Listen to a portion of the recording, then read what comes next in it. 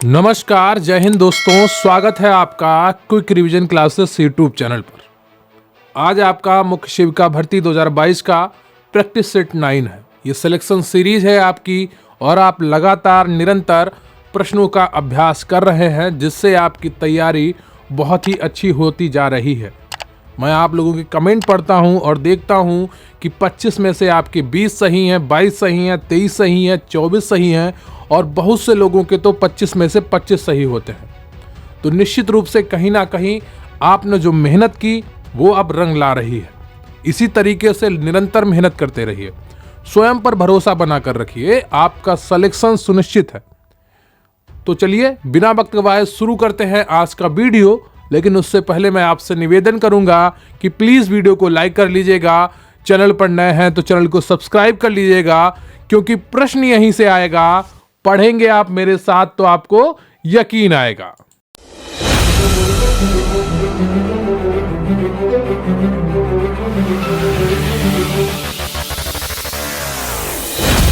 तो इससे पहले कि आपका आज का टॉपिक शुरू किया जाए, आपको एक छोटी सी जानकारी देना चाहूंगा कि हमारे चैनल पर प्रतिज्ञा मॉक टेस्ट बैच चल रहा है, जिसकी ओरिजिनल फीस 550 रुपए थी, लेकिन आपको यह नहीं देनी है।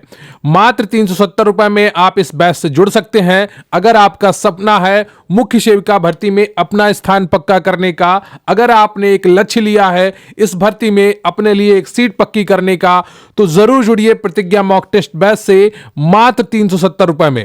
सैलरी आपकी पहले महीने की 40,000 से भी अधिक होगी और इस बैच की फीस मात्र 370 रुपए है। इसमें आपको मिलेंगे 30 से 40 मॉक टेस्ट, पीडीएफ और उनका सॉल्यूशन। हर हफ्ते आपको 3 से 4 मॉक टेस्ट करवाए जाएंगे और मुख्य सेविका भर्ती के जो सिलेबस है उसके हर टॉपिक पे आपको special quick revision PDF notes भी दिए जाएंगे। इसके अलावा भी बहुत कुछ आपको दिया जाएगा मात्र 370 रुपए में। तो अगर आपने प्रतिज्ञा ली है, आपने सपना देखा है, अगर आपने लक्ष्य तय किया है मुख्य सेविका भर्ती में अपने लिए एक सीट पक्का करने का, तो जरूर जुड़िए प्रतिज्ञा मॉक टेस्ट बैच से मात्र 370 रुपए में। इससे जुड़ने के लिए आप व्हाट्सएप नंबर 94,533,66,279 पर प्रतिज्ञा लिखकर भेज दीजिए, या डिस्क्रिप्शन बॉक्स में दिए गए लिंक से भी आप जुड़ सकते हैं। तो आपको पूरी जानकारी प्रोवाइड कर दी जाएगी। प्लीज कोई कॉल मत करिएगा, आपको पूरी जानकारी व्हाट्सएप पर मैसेज के द्वारा ही दी जाएगी। तो जो भी आपकी समस्याएं हो आप इस नंबर पर व्हाट्सएप करके प्राप्त कर सकते हैं। प्रतिज्ञा मॉक टेस्ट बैच मात्र 370 रुपए में, जो आपके सपनों की चाबी बनेगा, जो आपके लिए कामयाबी का।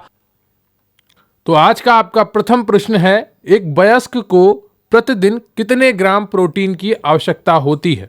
ए ऑप्शन है आपका 50 ग्राम, बी ऑप्शन है 80 ग्राम, सी है 60 ग्राम और डी है आपका 90 ग्राम। तो बताइएगा इनमें से कौन सा ऑप्शन आपका सही हो जाएगा। एक वयस्क को प्रतिदिन कितने ग्राम प्रोटीन की आवश्यकता होती है? ए 50 ग्राम, बी 80 ग्राम, सी 60 ग्राम, डी 90 ग्राम। तो ए बी सी डी में आपका कौन सा ऑप्शन सही हो जाएगा? पुराना प्रश्न है आपका, कई बार आपको करवाया जा चुका है। उम्मीद करता हूं आप में से हर कोई इसे सही करेगा। तो इसका सही उत्तर हो जाएगा सी 60 ग्राम। वैसे तो शरीर के किलोग्राम जितना वजन हो उसके हिसाब से प्रति किलोग्राम के हिसाब से लेना चाहिए। अगर 65 किलोग्राम वजन है तो आपको 65 ग्राम प्रोटीन चाहिए, अगर 70 किलोग्राम वजन है तो 70 ग्राम प्रोटीन चाहिए। लेकिन एक औसत मूल्य क्या है? वो 60 ग्राम है। एक वयस्क को प्रतिदिन कितने ग्राम प्रोटीन की आवश्यकता होती है? 60 ग्राम। क्लियर आपको? तो दो तरीके से यह प्रश्न पूछा जा सकता है, प्रति किलोग्राम वजन के हिसाब से प्रति ग्राम, या सीधे ऑप्शन दे देगा औसत 60 ग्राम माना जाता है। क्लियर आपको? तो 60 के आसपास जो भी आपको ऑप्शन दिखे परीक्षा में उसे आप क्लिक कर दीजिएगा, वैसे 60 ही दिखेगा। अगला प्रश्न है आपका, राष्ट्रीय पोषण मिशन कब शुरू किया गया? मार्च 2018, जून 2016, मई 2020 या जुलाई 2006? आपके डिपार्टमेंट से जुड़ा हुआ प्रश्न है और आपके डिपार्टमेंट की योजनाएं सब इसी पर निर्भर होती हैं, पोषण पर। तो बताइएगा इनमें से कौन सा ऑप्शन आपका सही है। राष्ट्रीय पोषण मिशन कब शुरू किया गया? ए मार्च 2018, बी जून 2016, सी मई 2020, डी आपका है जुलाई 2006। बताइएगा इनमें से कौन सा ऑप्शन आपका सही हो जाएगा। तो दूसरे का कौन सा ऑप्शन आपका सही हो जाएगा? दूसरे का ए ऑप्शन आपका बिल्कुल सही है। मार्च 2018 में राष्ट्रीय पोषण मिशन की शुरुआत की गई। क्लियर है आपको? अगला प्रश्न है आपका, खमीरीकरण से क्या लाभ है? यह भोज्य पदार्थ स्वादिष्ट बनाता है, या सुपाच्य बनाता है, या जैविक मूल्यों में वृद्धि करता है, या उपरोक्त सभी? बताइएगा इनमें से कौन सा ऑप्शन आपका सही है। खमीरीकरण से क्या लाभ है? भोज्य पदार्थ स्वादिष्ट बनाता है, सुपाच्य बनाता है, जैविक मूल्यों में वृद्धि करता है, या उपरोक्त सभी? बताइएगा इनमें से कौन सा ऑप्शन आपका सही है तीसरे का। तो तीसरे का डी ऑप्शन आपका बिल्कुल सही है। क्लियर आपको? ये भोज्य पदार्थ को स्वादिष्ट तो बनाता है खमीरीकरण, है ना, सुपाच्य भी बनाता है और जैविक मूल्यों में वृद्धि भी करता है। तो डी ऑप्शन आपका बिल्कुल सही है। अगला प्रश्न है आपका, अंकुरण के लिए अनुकूल तापमान क्या है? फ़ारेनहाइट में पूछा है। 90 से 95 फ़ारेनहाइट, या 66 से 85 फ़ारेनहाइट, या 40 से 45 फ़ारेनहाइट, या 30 से 38 फ़ारेनहाइट? बताइएगा अंकुरण के लिए अनुकूल तापमान क्या है? चौथे का आपका कौन सा ऑप्शन सही हो जाएगा? बताइएगा। तो चौथे का जो सही ऑप्शन होगा आपका वो बी होगा। क्लियर आपको? 66 से 85 फ़ारेनहाइट। अगला प्रश्न है आपका, ओआरएस में ग्लूकोज क्यों मिलाया जाता है? सोडियम का अवशोषण करने के लिए, ऊर्जा का स्रोत के रूप में, या स्वाद के लिए, या इनमें से कोई नहीं? बताइएगा इनमें से कौन सा ऑप्शन आपका सही है। ओआरएस में ग्लूकोज क्यों मिलाया जाता है? बताइएगा एबीसीडी में आपका कौन सा ऑप्शन सही है पांचवें में? तो पांचवें का जो सही ऑप्शन है आपका वो बी हो जाएगा, ऊर्जा का स्रोत। क्लियर आपको? ऊर्जा के स्रोत के रूप में ग्लूकोज का मिलाया जाता है। ग्लूकोज सबसे जल्दी हमारे शरीर को ऊर्जा प्रदान करता है। कार्बोहाइड्रेट भी बाद में ग्लूकोज में ही परिवर्तित होता है शरीर को ऊर्जा देने के लिए। क्लियर आपको?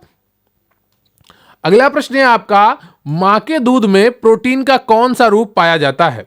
लैक्टो एल्ब्यूमिन, लैक्टोग्लोप्यूलिन, या कैसीन, या इनमें से कोई नहीं? बताइएगा मां के दूध में प्रोटीन का कौन सा रूप पाया जाता है? छठे का आपका कौन सा ऑप्शन सही हो जाएगा? तो छठे का आपका सी ऑप्शन सही है, कैसीन। क्लियर आपको? अगला प्रश्न है आपका, बुखार के समय प्रत्येक 1 फ़ारेनहाइट तापमान में वृद्धि के लिए शरीर का आधारीय चयापचयी दर बढ़ता है। बताइएगा बुखार के समय प्रत्येक 1 फ़ारेनहाइट तापमान में वृद्धि के लिए शरीर का आधारीय चयापचयी दर बढ़ता है। 10%, 7%, 8%, या 20%? सातवें का आपका कौन सा ऑप्शन से हो जाएगा? ये आपको बताना है। बुखार के प्रत्येक 1 फ़ारेनहाइट तापमान में वृद्धि के लिए शरीर का आधारीय चयापचयी दर बढ़ता है। बताइए कितना बढ़ता है? तो सातवें का आपका जो सही ऑप्शन है वो बी है, 7%। क्लियर आपको?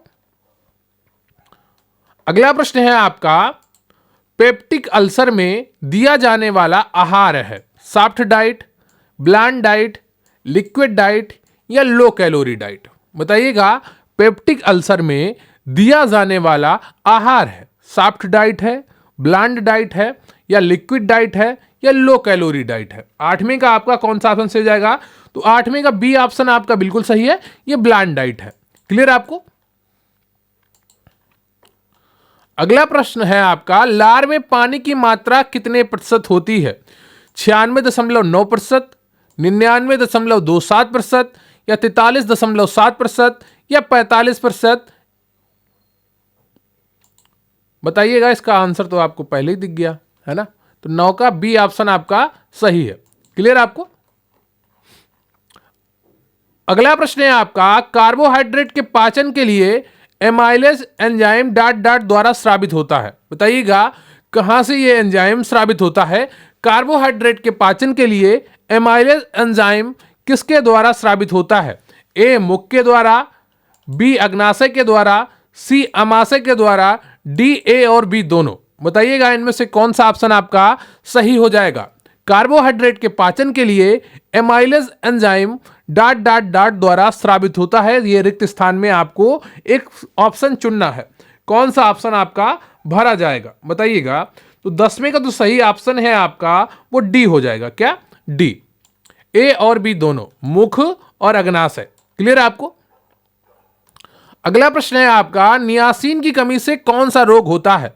रक्तस्राव होता है, उच्च रक्तचाप होता है, घेंगा होता है, या पेलेग्रा होता है? बताइएगा नियासिन की कमी से कौन सा रोग होता है? बहुत ही आसान प्रश्न है आपका और उम्मीद करता हूं आप में से हर कोई इसे सही कर रहा होगा। बताइएगा, नियासिन की कमी से कौन सा रोग होता है? रक्तस्राव, उच्च रक्तचाप, घेंगा या पैलेग्रा? बताइएगा इनमें से कौन सा ऑप्शन आपका सही है?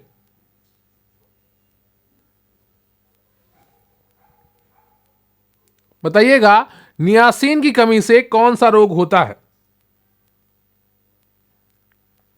देखिए, नियासिन किसको कहते हैं? कौन से विटामिन को कहते हैं? B3 को नियासिन कहते हैं। क्लियर आपको? B1 को थायमिन कहते हैं और विटामिन B2 को क्या कहते हैं? राइबोफ्लेविन कहते हैं। क्लियर आपको? इसकी कमी से कौन सा रोग होता है? जल्दी से बताइए। इसकी कमी से पेलेग्रा होता है। क्लियर आपको? कौन सा होता है? पेलेग्रा रोग होता है और उम्मीद करता हूं आप में से हर किसी ने यह प्रश्न बिल्कुल सही किया होगा। अगला प्रश्न है आपका, भारत में टीकाकरण किस मंत्रालय द्वारा प्रारंभ किया गया? ए स्वास्थ्य एवं परिवार कल्याण मंत्रालय, बी शिक्षा मंत्रालय, सी गृह मंत्रालय, डी नीति आयोग? बताइएगा इनमें से कौन सा ऑप्शन आपका सही हो जाएगा? भारत में टीकाकरण किस मंत्रालय द्वारा प्रारंभ किया गया? और अगर आप प्रतिज्ञा मॉक टेस्ट बैच से जुड़ना चाहते हैं जिसमें आपको 30 से 40 100 एमसीक्यू के मॉक टेस्ट दिए जाएंगे जो आपकी तैयारी में बहुत अच्छी भूमिका निभाएंगे, उसका लिंक आपको डिस्क्रिप्शन बॉक्स में मिल जाएगा। व्हाट्सएप नंबर पर आप मैसेज करिए, आपको पूरी जानकारी दे दी जाएगी।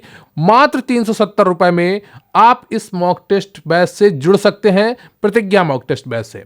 प्रश्न है आपका, भारत में टीकाकरण किस मंत्रालय द्वारा प्रारंभ किया गया? स्वास्थ्य एवं परिवार कल्याण मंत्रालय, शिक्षा मंत्रालय, गृह मंत्रालय, नीति आयोग? 12वें का आपका कौन सा ऑप्शन सही हो जाएगा? 12वें का ए ऑप्शन आपका बिल्कुल सही है। क्लियर आपको? ए ऑप्शन सही है, स्वास्थ्य एवं परिवार कल्याण मंत्रालय। क्लियर आपको? ए ऑप्शन आपका सही है। अगला प्रश्न है आपका, भारतीय बाल कल्याण परिषद का मुख्यालय है कोलकाता में स्थित है या लखनऊ में या जयपुर में या नई दिल्ली में? बताइएगा, भारतीय बाल कल्याण परिषद का मुख्यालय कहां स्थित है? 13वें का आपका कौन सा ऑप्शन सही हो जाएगा? 13वें का डी ऑप्शन आपका बिल्कुल सही है। क्लियर आपको? अगला प्रश्न है आपका, संवेगात्मक क्रांति किस अवस्था से जुड़ा हुआ है? शैशवावस्था से, बाल्यावस्था से, किशोरावस्था से या प्रौढ़ावस्था से? बताइएगा इनमें से कौन सा ऑप्शन आपका सही हो जाएगा? संवेगात्मक क्रांति किस अवस्था से जुड़ा हुआ है? शैशवावस्था, बाल्यावस्था, किशोरावस्था या प्रौढ़ावस्था? 14वें का आपका कौन सा ऑप्शन सही हो जाएगा? 14वें का सी ऑप्शन आपका बिल्कुल सही है, किशोरावस्था से जुड़ा हुआ है। क्लियर आपको? अगला प्रश्न है आपका, खाद्य पदार्थों में मिलाए जाने के बाद अपनी श्वसन प्रक्रिया में खमीर निम्नलिखित में से क्या उत्पादित करते हैं? ऑक्सीजन करते हैं, कार्बन डाइऑक्साइड करते हैं या नाइट्रोजन करते हैं या इनमें से कोई नहीं? बताइएगा। खाद्य पदार्थों में मिलाए जाने के बाद अपनी श्वसन प्रक्रिया में खमीर यानी कि ईस्ट निम्नलिखित में से क्या उत्पादित करते हैं? ऑक्सीजन, कार्बन डाइऑक्साइड, नाइट्रोजन या इनमें से कोई नहीं? तो 15वें का जो सही ऑप्शन है आपका वो बी है, कार्बन डाइऑक्साइड उत्पादित करते हैं। क्लियर आपको? तो खाद्य पदार्थों में मिलाए जाने के बाद खमीर तीव्र गति से जनन करते हैं तथा अपनी श्वसन प्रक्रिया में कार्बन डाइऑक्साइड उत्पादित करते हैं। गैस के बुलबुले खमीर वाले खाद्य पदार्थ का आयतन बढ़ा देते हैं। यही बेकिंग उद्योग में खमीर के उपयोग का आधार है, जिसमें ब्रेड, पेस्ट्री एवं केक बनाए जाते हैं। क्लियर है आपको? अगला प्रश्न है आपका, निम्नलिखित में से किसका संबंध लैंगिकता से है? आदर्शवाद, नारीवाद, उपनिवेशवाद या उपरोक्त सभी? बताइएगा, निम्नलिखित में से किसका संबंध लैंगिकता से है? बिल्कुल तैयारी करते रहिए, फोकस बनाए रखिए। आप में से जितने भी लोग तैयारी करते आए हैं और आज अच्छा स्कोर कर रहे हैं, उन हजारों लोगों से आगे पहुंच गए हैं जो अभी इसी फिराक में बैठे हैं, इसी सोच में बैठे हैं कि जब शॉर्ट लिस्टिंग आएगी तब तैयारी शुरू करेंगे, जब एग्जाम डेट आएगी तब तैयारी शुरू करेंगे। उनके पास बहाने हैं, आपके पास मेहनत का रास्ता है, आपने वही चुना है। लगातार करते रहिए, निश्चित रूप से आप सभी का सिलेक्शन होगा क्योंकि आप निरंतर मेहनत कर रहे हैं। निम्नलिखित में से किसका संबंध लैंगिकता से है? आदर्शवाद, नारीवाद, उपनिवेशवाद या उपरोक्त सभी? 16वें का कौन सा ऑप्शन आपका सही हो जाएगा? 16वें का बी ऑप्शन बिल्कुल सही है, नारीवाद। क्लियर है आपको? अगला प्रश्न है आपका, निम्नलिखित में से कौन सा सामाजिक संस्था का प्रकार है? औपचारिक और अनौपचारिक, निरुपचारिक और औपचारिक, अनौपचारिक और औपनिवेशिक, या इनमें से कोई नहीं? बताइएगा, निम्नलिखित में से कौन सा सामाजिक संस्था का प्रकार है? औपचारिक और अनौपचारिक, निरुपचारिक और औपचारिक, अनौपचारिक और औपनिवेशिक, या इनमें से कोई नहीं? 17वें का आपका ए ऑप्शन सही है, औपचारिक और अनौपचारिक। क्लियर है आपको? अगला प्रश्न है आपका, यह तर्क किसने दिया था कि यदि महिलाएं परिवार की देखभाल करें और पुरुष घर की जीविका चलाएं तो आधुनिक औद्योगिक समाज श्रेष्ठ कार्य निष्पादित करते हैं? बताइएगा, ए समाजवादियों ने, बी प्रकारवादियों ने, सी महिलावादियों ने, डी इनमें से कोई नहीं? बताइएगा, यह तर्क किसका था कि यदि महिलाएं परिवार की देखभाल करें और पुरुष घर की जीविका चलाएं तो आधुनिक औद्योगिक समाज श्रेष्ठ कार्य निष्पादन करते हैं? एबीसीडी में आपका कौन सा ऑप्शन सही हो जाएगा? 18वें का। तो 18वें का बी ऑप्शन बिल्कुल सही है, प्रकारवादियों ने। क्लियर है आपको? अगला प्रश्न है आपका, स्वतंत्रता के बाद भारत में संयुक्त परिवार में निरंतर वृद्धि हुई और इसका कारक था भारत में औसत आयु में वृद्धि होना। उपरोक्त कथन किसका है? ए एम शाह का, एम एस धीर का, एम पी गोपाल का, इनमें से कोई नहीं? बताइएगा, स्वतंत्रता के बाद भारत में संयुक्त परिवार में निरंतर वृद्धि हुई, इसका कारक था भारत में औसत आयु में वृद्धि होना। उपरोक्त कथन किसका है? 19वें का कौन सा ऑप्शन सही है? 19वें का ए ऑप्शन आपका बिल्कुल सही है, ए एम शाह का कथन है ये। क्लियर है आपको? अगला प्रश्न है आपका, अपनी ही जाति में विवाह करना क्या कहलाता है? बहिर्विवाह, अंतर्विवाह, बहुविवाह, या इनमें से कोई नहीं? बताइएगा, अपनी ही जाति में विवाह करना क्या कहलाता है? 20 का आपका कौन सा ऑप्शन सही है? 20 का बी ऑप्शन सही है। क्लियर है आपको? अंतर्विवाह। अगला प्रश्न है आपका, निम्नलिखित में से कौन सी सामाजिक स्त्रीकरण विशेषता नहीं है? स्त्रीकरण काफी पुराना है, स्त्रीकरण की प्रकृति सामाजिक है, स्त्रीकरण के विभिन्न स्वरूप होते हैं जैसे आयु, वर्ग और जाति, प्रत्येक समाज में स्त्रीकरण नहीं पाया जाता है। बताइएगा, निम्नलिखित में से कौन सा सामाजिक स्त्रीकरण की विशेषता नहीं है? 21 का आपका कौन सा ऑप्शन सही हो जाएगा? और प्लीज वीडियो को लाइक कर लीजिएगा, चैनल पर नया है तो चैनल को सब्सक्राइब कर लीजिएगा। 21 का डी ऑप्शन आपका बिल्कुल सही है। क्लियर है आपको?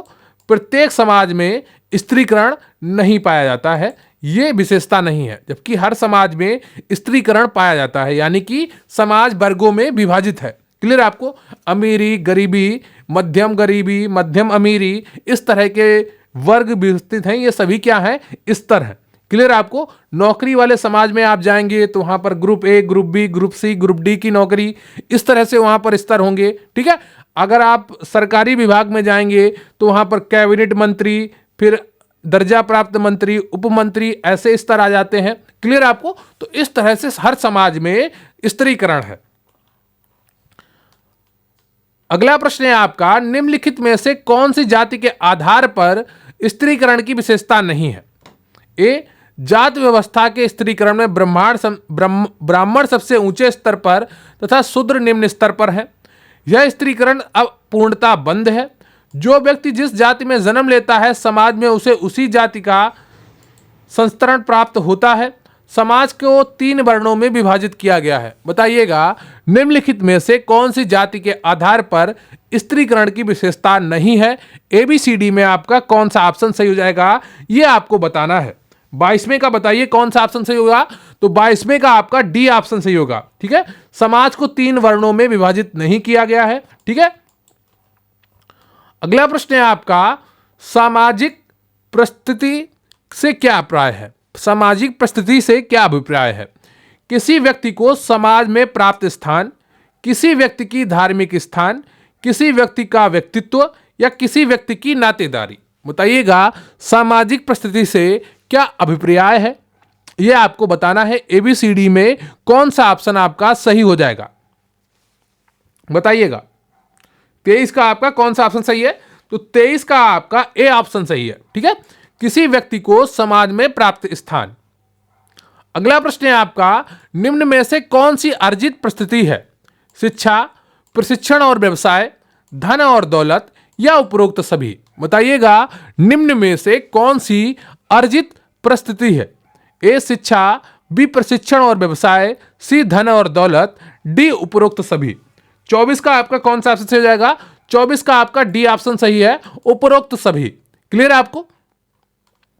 अगला प्रश्न है आपका, शरीर में नई कोशिकाओं का निर्माण होता है एनाबॉलिज्म के दौरान, कैटाबॉलिज्म के दौरान, मेटाबॉलिज्म के दौरान या उपरोक्त में से कोई नहीं? बताइएगा शरीर में नई कोशिकाओं का निर्माण होता है किसके दौरान? शरीर में नई कोशिकाओं का निर्माण होता है, यह आपको बताना है। 25 का आपका कौन सा ऑप्शन सही हो जाएगा? तो 25 का आपका ए ऑप्शन बिल्कुल सही है। क्लियर है आपको? एनाबॉलिज्म के दौरान नई कोशिकाओं का निर्माण होता है। क्लियर है आपको?